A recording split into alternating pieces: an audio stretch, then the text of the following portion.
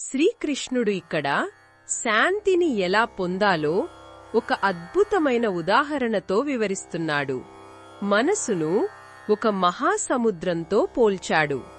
ఆలోచించండి, ఎన్నో నదులు నిరంతరం వచ్చి కలిసినా సముద్రం ఎలా నిశ్చలంగా, గంభీరంగా ఉంటుందో చూడండి.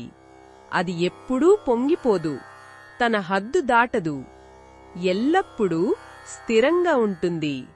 అలాగే ఎవరి మనస్సు అయితే ఈ సముద్రంలా స్థిరంగా ఉంటుందో వారి జీవితంలోకి ఎన్ని కోరికలు ప్రవేశించినా వారు చలించరు. కోరికలు వస్తాయి, పోతాయి. అవి మనసు అనే సముద్రంలో కలిసిపోతాయి.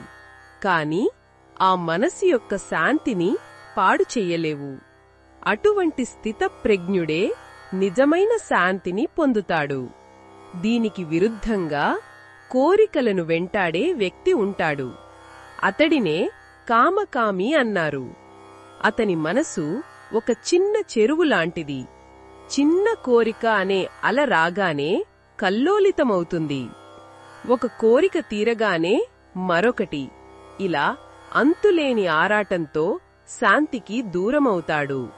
మన రోజువారీ జీవితంలో ఇది చూస్తాం. ఒక వస్తువు కావాలనిపిస్తుంది, అది దొరికాక కొద్దిసేపు ఆనందం, వెంటనే మనసు ఇంకో దానికోసం ఆరాటపడుతుంది. ఈ అంతులేని పరుగుతో శాంతి లోపిస్తుంది. కాని కోరికలు తమను శాసించనివ్వనివారు, ఉన్నదానితో తృప్తి చెందేవారు ప్రశాంతంగా ఉంటారు. ఈ శ్లోకం మనకు నేర్పుతున్నది ఏమిటంటే, కోరికలను పూర్తిగా వదిలేయమని కాదు, కోరికలకు బానిస కాకూడదని.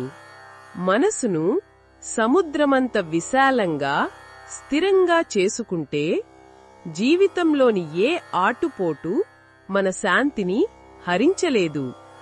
ఆ స్థిరత్వమే నిజమైన ఆనందం.